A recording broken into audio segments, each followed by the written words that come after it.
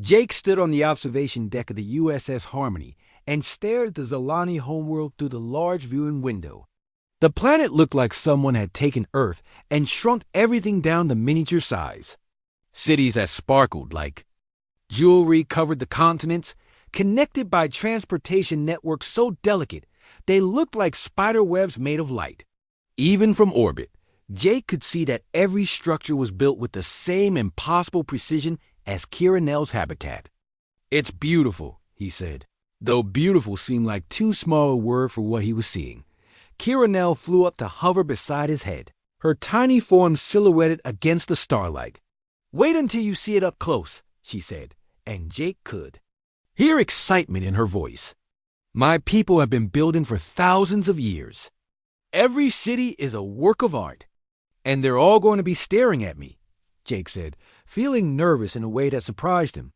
He had faced enemy weapons without flinching, but the thought of meeting Kiranel's family made his hands sweat.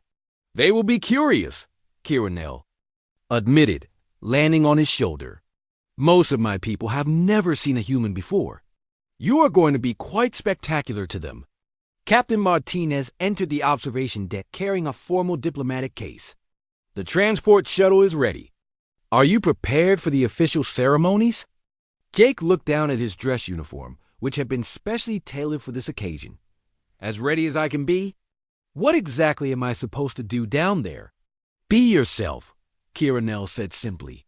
"My people value honesty and intelligence over complicated protocols." "That's easy for you to say," Jake replied.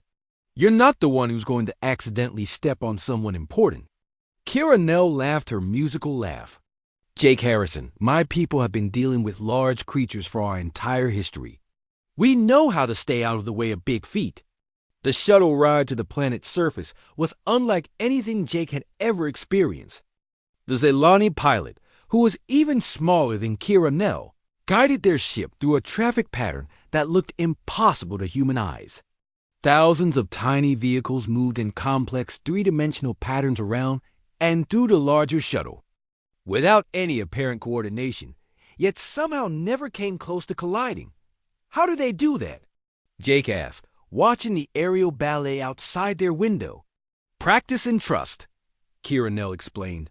"When everyone knows the patterns and follows them precisely, chaos becomes order." They landed at what Kiranel called the Central Diplomatic Platform, though to Jake it looked more like an enormous crystalline flower that had bloomed in the middle of the city. Thousands of tiny figures waited in perfectly organized groups, creating patterns that shifted and flowed like a living mosaic. Jake stepped out of the shuttle and immediately felt like a giant in a dollhouse. The platform beneath his feet was solid enough to support his weight, but everything around him was built for people who could fit in his pocket. Delicate spires rose into the air like frozen music, and bridges made of what looked like crystallized light connected buildings that defied gravity.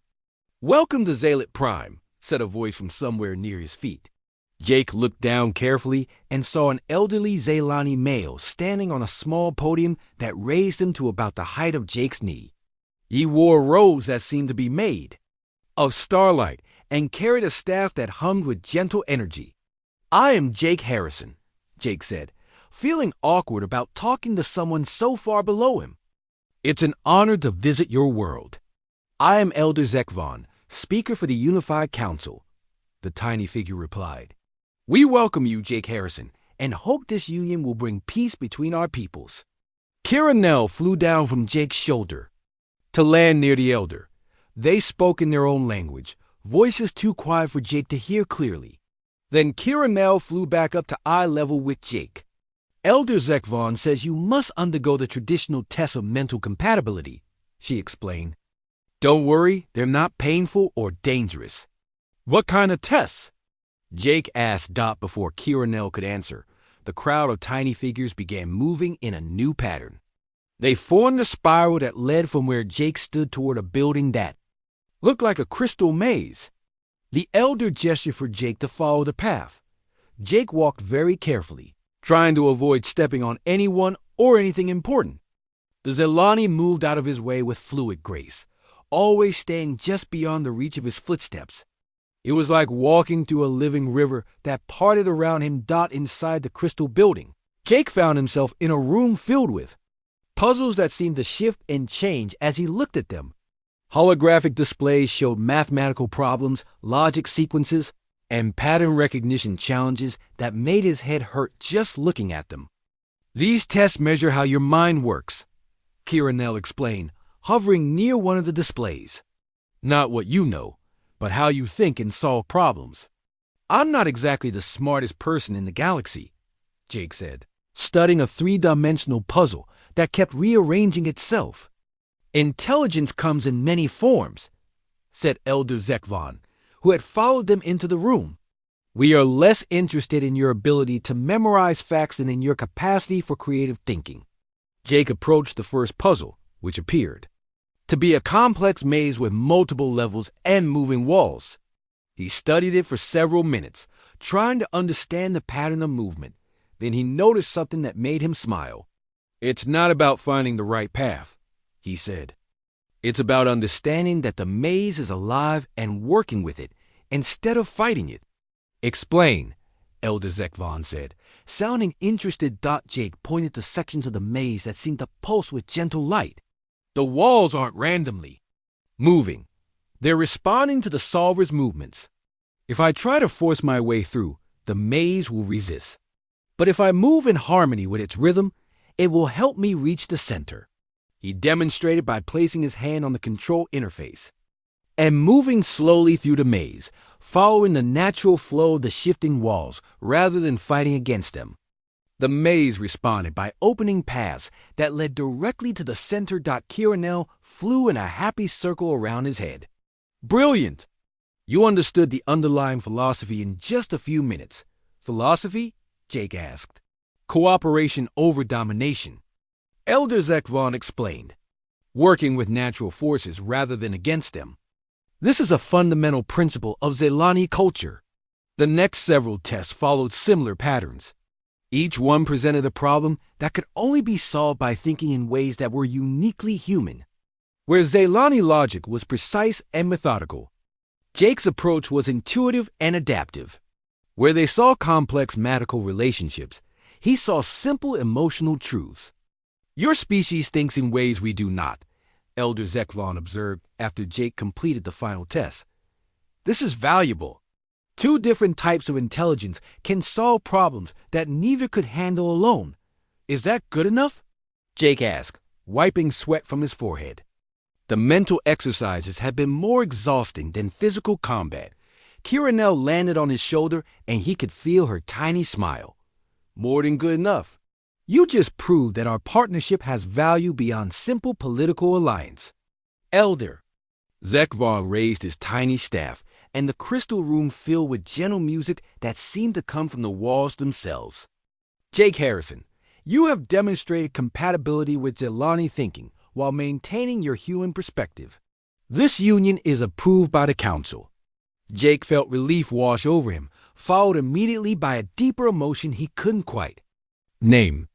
Looking down at Kiranel, he realized that sometime during these tests, she had stopped being his assigned wife and started being someone he genuinely cared about.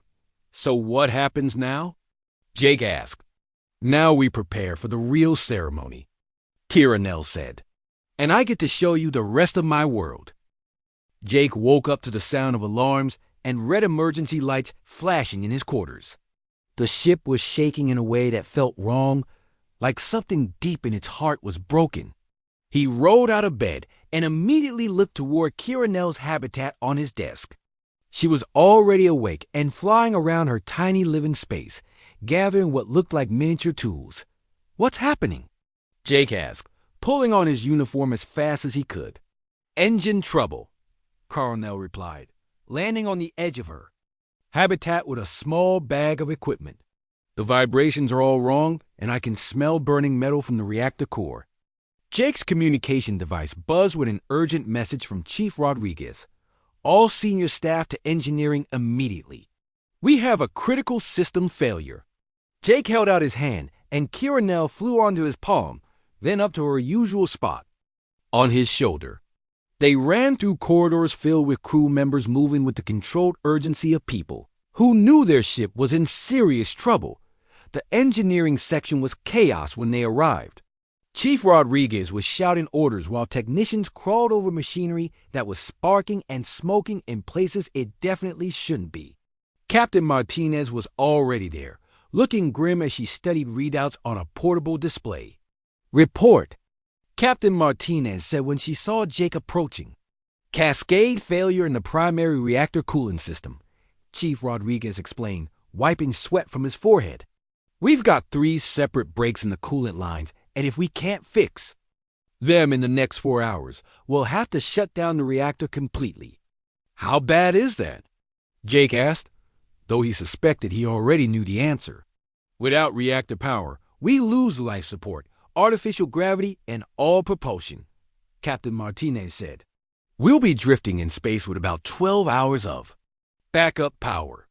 Kira Nell flew from Jake's shoulder to land on Chief Rodriguez's toolbox. "Show me the damaged areas." Chief Rodriguez looked down at her with a mixture of hope and skepticism. "The breaks are in sections of pipe that are too small for any of our people to access. We'd have to tear apart half the engine room to reach them, and we don't have time for that." "But I might fit," Kira Nell said simply. Jake felt his stomach drop. "Absolutely not. Those areas are flooded with radiation and superheated coolant. It's too dangerous." "Everything about space travel is dangerous," Coronel replied calmly. "But my people's technology includes radiation shielding that should protect me for the time needed to make repairs." Chief Rodriguez pulled up a schematic on his display. "The damaged sections are here, here, and here," he said, pointing to areas deep inside the reactor assembly.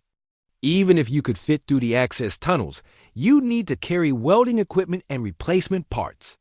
Caramel studied the schematic carefully. "I can carry what I need. My people's tools are much smaller than yours, but just as effective." "Captain." Martinez looked troubled. "I can't ask you to risk your life for our ship." "You're not asking," Kiranel said firmly. "I'm volunteering. Jake, this crew has become my family too. I won't watch them die when I can help."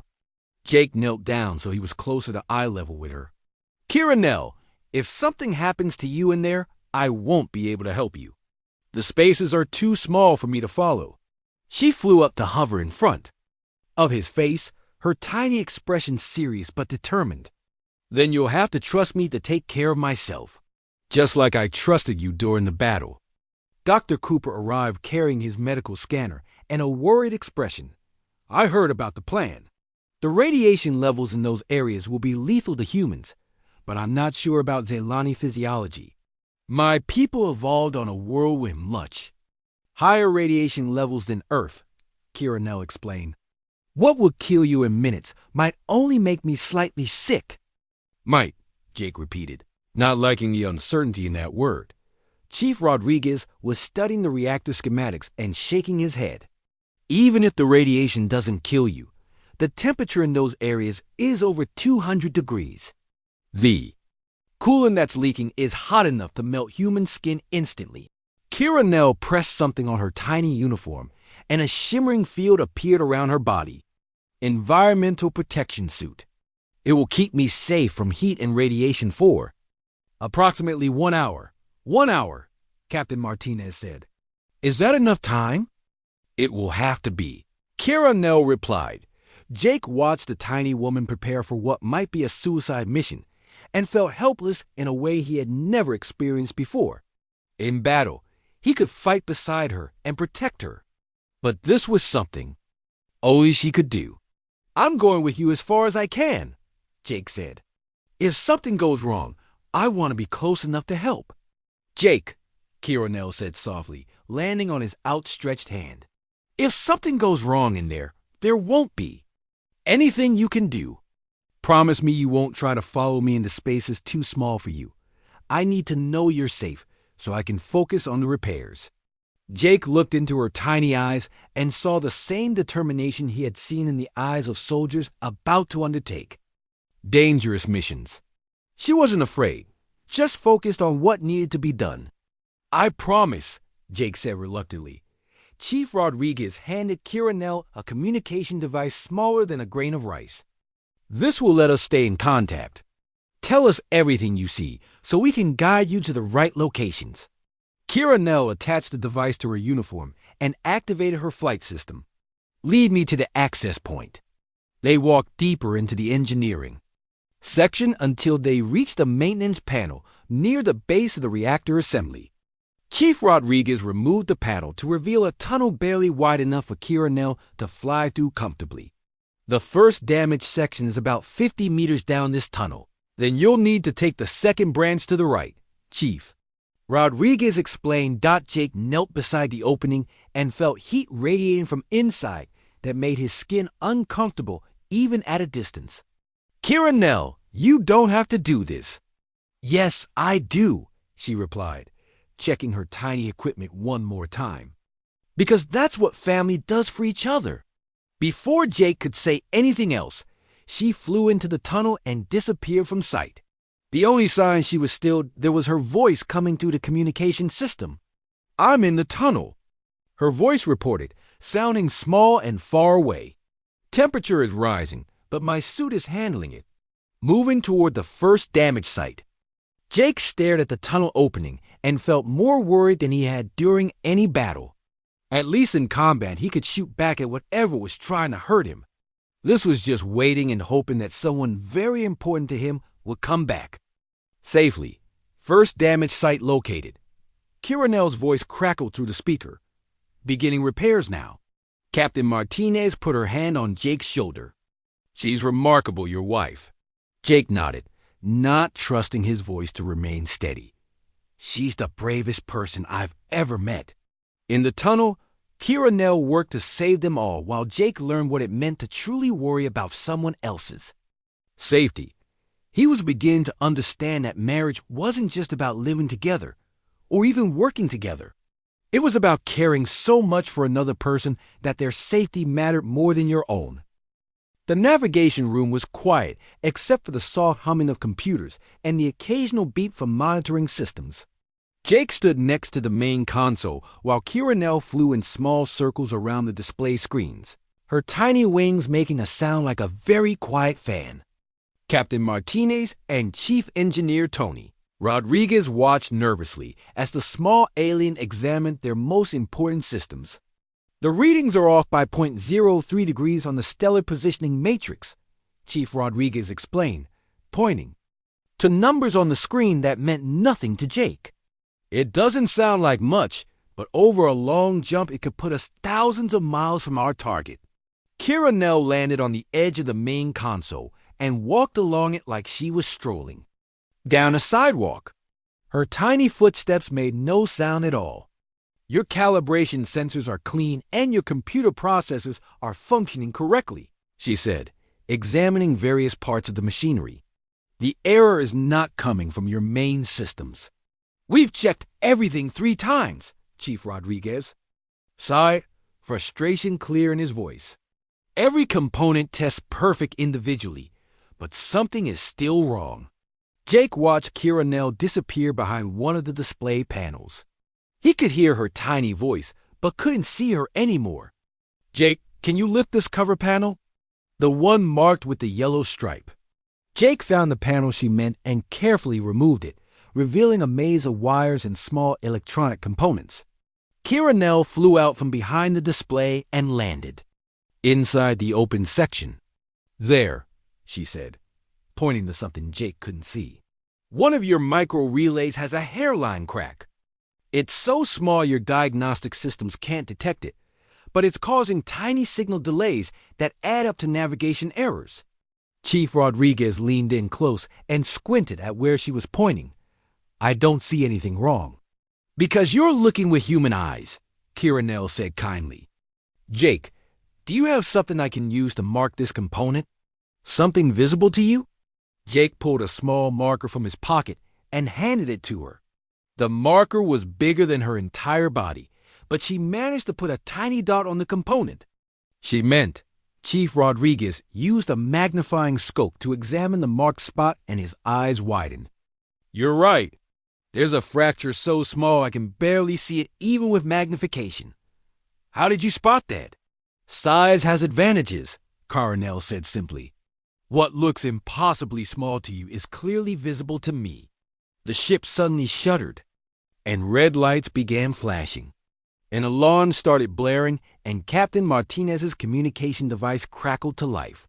Captain, to the bridge immediately, came the urgent voice of Lieutenant Davis. We have 3 unknown ships approaching fast, and they're not responding to communication attempts. Captain Martinez ran for the door. All hands to battle stations. This is not a drill. Jake felt his military training kick in immediately. His body tensed, and his mind shifted into combat mode. But then he looked down at Coronel, who was still standing on the navigation console looking very small and vulnerable. Stay here where it's safe, Jake told her, but she was already activating her flight system. I'm coming with you, she said, flying up to land on his shoulder again. Absolutely not, Jake said firmly. You could get hurt, and you could get killed without proper tactical support, Coronel replied just as firmly. I am not just your wife, Jake Harrison. I am a trained military advisor. My people did not send an amateur to negotiate this alliance. Jake ran toward the bridge with Coronel holding onto his uniform collar for stability. Around them, crew! Members were rushing to their stations, and the ship's defensive systems were powering up with a low, whining sound. On the bridge, the main screen showed 3 sleek black ships that looked like they were built for fighting and nothing else. We're closing distance fast, and their weapons were already charged and ready. Identification? Captain Martinez demanded.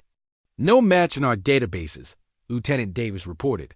They're not responding to any communication attempts, and their weapon signatures suggest they're preparing to attack. Jake took his position at the tactical station while Coronel flew from his shoulder to land on the console in front of him. The tiny alien immediately began studying the enemy ship formations on the display. Recommended response? Captain Martinez asked Jake. Analyzed the tactical situation quickly. The enemy ships were faster and appeared to have more firepower, but they were approaching in a pattern that suggested overconfidence. They're coming straight at us like they expect an easy fight. If we can surprise them with an unexpected maneuver, we might be able to even the odds. Their formation has a weakness, Coronel added, her tiny voice somehow carrying clearly across the bridge despite the noise and chaos. The lead ship is blocking the firing angles of the other 2. If you can force them to break formation, they will interfere with each other. Captain Martinez looked down at the tiny figure on Jake's console. Explain. Coronel pointed to the tactical display. Move your ship suddenly to point down relative to their approach vector. The lead ship will have to choose between following you and maintaining formation. If they follow, the trailing ships will lose target lock. If they maintain formation, you can engage them one at a time. Jake studied the formation and realized she was absolutely right. It was a brilliant tactical observation that he had completely missed. Captain, she's right. Look at their positioning. The enemy ships were now close enough that waiting any longer would eliminate their options. Captain Martinez made her decision. All hands, brace for evasive maneuvers. Helm, port and down, maximum thrust. The USS Harmony dove away from the enemy formation like a startled fish. Just as Coronel had predicted, the lead enemy ship broke formation to follow, while the other 2 continued on their original course, suddenly finding empty space where their target had been. Fire on the lead ship, Captain Martinez ordered. Jake's. Fingers flew over his weapons controls, targeting the isolated enemy vessel. Their weapons struck the black ship's shields and sent it spinning away, damaged but not destroyed. The other 2 are regrouping, Lieutenant Davis reported. Coronel was studying the enemy ship's movement patterns on the display. They're good pilots, but they're used to fighting opponents who think like they do. Jake, can your weapons target multiple ships simultaneously? Not effectively, Jake replied, splitting his attention between the tiny alien and his tactical displays. Then we make them come to us one at a time, Coronel said. Captain, Order your ship to move toward that asteroid field at coordinates ... She rattled off a series of numbers that appeared on Jake's screen. That's going to put us in a very dangerous position, Captain Martinez said, looking at the navigation display. Trust me, Kiranel said simply. Jake found himself nodding. Do it, Captain. She hasn't been wrong yet. The Harmony changed course toward a cluster of spinning rocks and metal debris. The enemy ships followed, clearly expecting to trap the human vessel against the obstacles. Now what? Jake asked Kiranel. Now you show them why humans are dangerous when cornered, she replied with a tiny smile. Use the asteroids as weapons. Jake understood immediately. He began targeting the largest asteroids with low-power shots, not trying to destroy them, but to change their rotation and send them tumbling toward the approaching enemy ships. The first enemy pilot managed to avoid the spinning rocks, but the second ship clipped a large asteroid and went into an uncontrolled spin. The third ship had to break off its attack run to avoid collision. Brilliant, Captain Martinez said, watching the enemy formation fall apart completely. Target the spinning ship while it can't maneuver, Kiranel advised.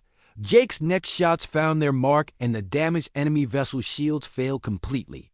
It limped away from the battle, no longer a threat. The remaining two enemy ships seemed to realize they were outmatched and began retreating at high speed. Let them go, Captain Martinez ordered. No point in pursuing when we've already won. As the bridge crew began celebrating their victory, Jake looked down at Kiranel, who was sitting calmly on his console like tactical genius was just part of her daily routine. Where did you learn to fight like that? Jake asked. The same place. You learned to protect people, Kiranel replied. From necessity and training and caring about the people around me. Jake realized that his tiny wife had just helped save his ship and possibly his life. She wasn't just someone he was assigned to marry. She was becoming his partner in the truest sense of the word. Jake stood in his quarters and watched Kiranel examine every corner of the room like she was planning a military operation. She had been living with him for 3 days now, and he was still getting used to having someone so small sharing his space. Her portable habitat sat on his desk, glowing softly with tiny lights that reminded him of a miniature city at night. Your sleeping area is very inefficient, Kiranel said from her position near his pillow. She had climbed up there, using a small ladder that extended from her habitat. You use far too much space for just one person. Jake sat down carefully on the edge of his bed, making sure not to create any sudden movements that might knock her over. It's a standard crew quarters. Everyone gets the same amount of space. Wasteful, Kiranel said, but she didn't sound critical, just curious. On my homeworld, a family of 12 could live comfortably in a space this size. 12? Jake tried to imagine 12 tiny people living in his quarters and immediately felt claustrophobic. Where would they all fit? Kiranel pointed to the air above his desk. We build in 3 dimensions, not just 2. Your people seem to only use the floor and ignore all the useful space above your heads. She was right, Jake realized. Humans did tend to build everything at ground level, while her habitat used every inch of vertical space with tiny platforms, bridges, and hanging rooms that defied gravity in ways he didn't understand. The door chime rang and Jake called for whoever it was to enter. Dr. Ryan Cooper walked in carrying a medical scanner and looking slightly overwhelmed. How are you two adjusting? Dr. Cooper asked, setting his equipment down on Jake's small table. Jake is learning quickly, Kiranel said, walking along the edge of Jake's pillow to get closer to the doctor, though he does make the floor vibrate quite a lot when he walks. Jake felt his face get warm. Sorry about that. I'm trying to step more lightly. It's not your fault, Kiranel said kindly. You cannot help being large any more than I can help being small. We just need to find ways to work together. Dr. Cooper pulled out his scanner and aimed it at Kiranel. I need to take some basic medical readings, if that's all right, just to make sure you're staying healthy in our environment. Of course, Kiranel said, standing very still while the scanner hummed quietly. Your atmosphere is actually quite pleasant. A bit dry for my taste, but nothing harmful. Jake watched the tiny woman submit to the medical scan and felt a strange protective feeling growing in his chest. She trusted them completely, even though they were giants compared to her. If he wanted to, he could pick her up with 2 fingers and she would be completely helpless. But she didn't act afraid at all. Everything looks normal, Dr. Cooper said. Checking his readings. Heart rate, brain activity, cellular function, all within expected ranges. What about communication? Jake asked. I mean, can you hear us all right? Are we too loud? Kiranel laughed, the sound like small bells again. You are not too loud. My people have excellent hearing. In fact, I can hear conversations happening 3 rooms away from here. Jake and Dr. Cooper looked at each other with surprise. 3 rooms away? Dr. Cooper repeated. Your crew is quite interesting, Kiranel said with a mischievous smile. Lieutenant Baker is worried about his performance review. Ensign Kim is homesick for her family on Mars, and Captain Martinez is concerned about fuel consumption for our next jump. Jake felt his mouth drop open. You can hear all that. Sound travels differently when you are small, Kiranel explained. We learn to listen carefully because information can mean the difference between life and death when you are our size. Dr. Cooper made notes on his datapad. That's fascinating. What else can you sense that we can't? Kiranel walked to the edge of the pillow and sat down with her legs hanging over the side. I can feel the ship's engines in my bones. I know.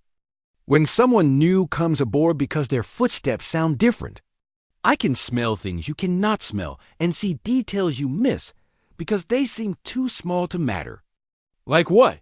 Jake asked, leaning forward carefully. Like the fact that this ship has a small leak in the water recycling system. It's not dangerous yet, but it will be in about 2 weeks if no one fixes it. Double quotes. Dr. Cooper's eyebrows shot up. How can you possibly know that? I can smell the metal corrosion and hear the slight change in water pressure, Kiranel said simply. Your maintenance team will find it eventually, but I noticed it on my first day here. Jake stared at her with growing respect. She wasn't just a tiny person along for the ride. She was like a living sensor system that could detect problems before they became serious. Is that normal for your people? Dr. Cooper asked, making more notes. Every Zelani child learns to pay attention to small details, Kiranel said. When you are surrounded by beings much larger than yourself, observation skills are essential for survival. The door chimed again and Captain Martinez entered. She looked tired and slightly stressed, which was unusual for her. How are our guests settling in? Captain Martinez asked, but Jake could tell she had something else on her mind. Very. Well, Jake replied. Kiranel was just telling us about her enhanced senses. Enhanced senses? Captain Martinez looked interested despite her obvious concerns. Kira-Nell stood up and walked closer to the captain. You are worried about something specific. Your heart rate is elevated, and you have been drinking more coffee than usual. The smell is still on your uniform. Captain Martinez blinked in surprise. That single quote's S. Got very observant. Is there a problem we can help with? Jake asked. Captain Martinez hesitated, then seemed to make a decision. We're having trouble with our navigation system. The computer keeps giving us slightly incorrect readings, and we can't figure out why. It's not dangerous yet, but if we can't fix it, we might not be able to make our next jump accurately. Kiranel's expression became very serious. May I see your navigation room? You want to help with repairs? Captain Martinez asked. I may not be trained on human systems, but sometimes a different perspective can reveal problems that are invisible to those who see them every day. Kiranel said. Jake stood up from the bed. I'll carry her down there. Actually, Kiranel said, pressing something on her tiny uniform, I have my own transportation. A small device unfolded from her back like mechanical wings. It hummed quietly and lifted her into the air, allowing her to fly in small circles around Jake's head. "Now that's impressive," Dr. Cooper said, watching her hover effortlessly. "Personal. Flight systems are standard equipment for all Zelani," Kiranel explained, landing gently on Jake's shoulder. "We cannot always rely on larger beings to carry us where we need to go."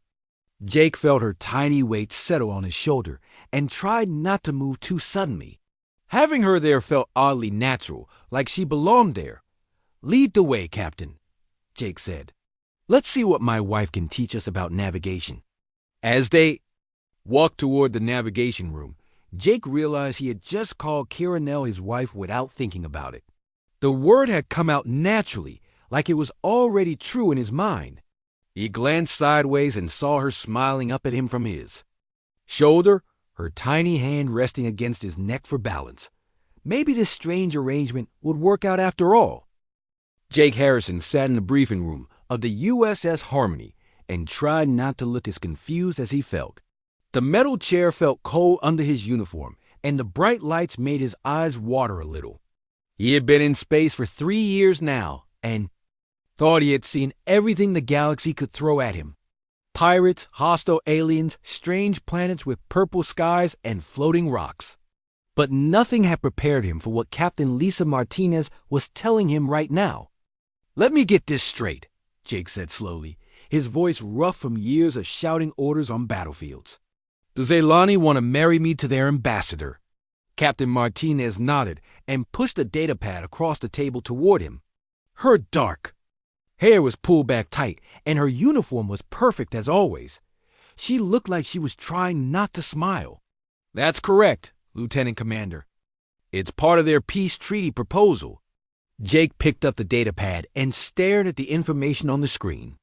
The Zelani Empire controlled 17 star systems and had technology that made human ships look like toys made of sticks and mud. They were also, according to the files, about as tall as his boot. "They're tiny," Jake said, reading the physical descriptions.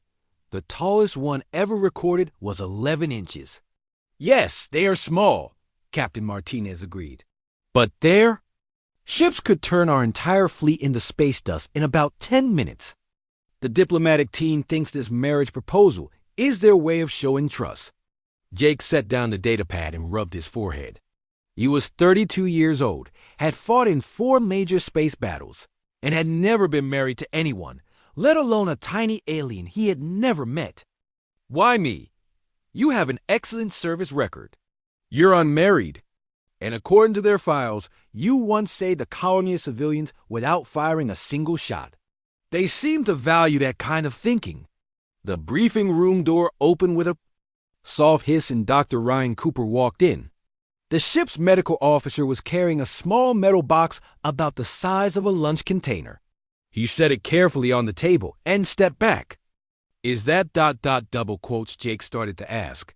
"Your bride-to-be," Captain Martinez said, "Ambassador Kiranel of the Zelani Empire."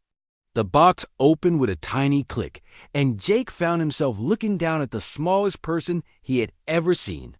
She was standing on what looked like a miniature platform inside the box. Her skin was a soft blue color like a clear summer sky, and her hair was silver white. She wore a uniform that looked more advanced than anything humans had ever made. What struck Jake most was her smile. It was huge and bright and seemed to light up her tiny face. "Hello, Jake Harrison," she said, and her voice was clear and musical. "Despite being so small, I am Kiranel, and according to the treaty documents, you have been assigned a wife." "That would be me." Jake leaned forward to get a better look and nearly knocked over his water glass. "You're so ... tiny." Kiranel laughed, and the sound was like small bells ringing. "And you are wonderfully large." "This will be very interesting." Dr. Cooper cleared his throat. "The Zelani have provided us with information about their culture.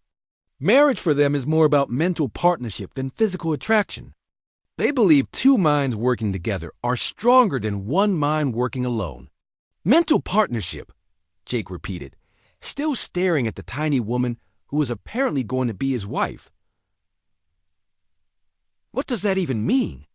Kira Nell walked to the edge of her platform and looked up at him. Even standing as tall as she could, she was smaller than his thumb. It means we learn to think together, to solve problems together, to trust each other completely. In my culture, the size of the body matters much less than the size of the mind and heart. Jake felt a headache starting behind his eyes. This is crazy. How can I marry someone I can barely see? How would we even double quotes live together? Kira Nell finished for him. I have brought everything I need. My people are very good at making things small but powerful. You will be surprised. Captain Martinez stood up from her chair. The decision is yours, Lieutenant Commander. But I need to remind you that this alliance could prevent a war between our species and theirs. The Zelani have been neutral in the galactic conflict so far, but if they decided to side with our enemies, She didn't need to finish the sentence. Jake had read the reports about Zelani technology. Their ships were small but incredibly fast, and their weapons could slice through human armor like it was made of paper. Having them as allies will be a huge advantage.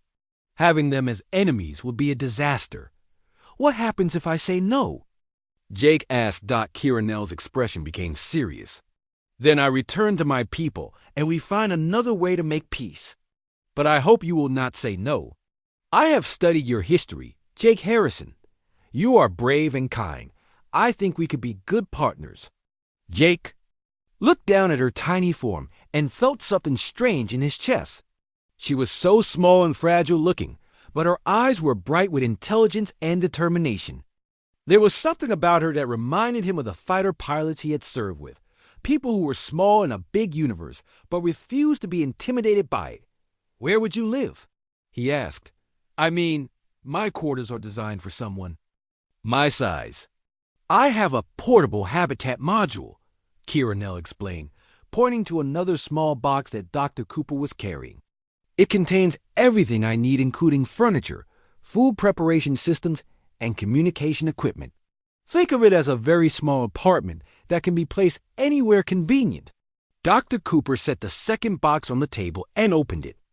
Inside was what looked like a dollhouse, but Jake could see tiny lights and small machines that hummed quietly. Everything was perfectly detailed and clearly functional.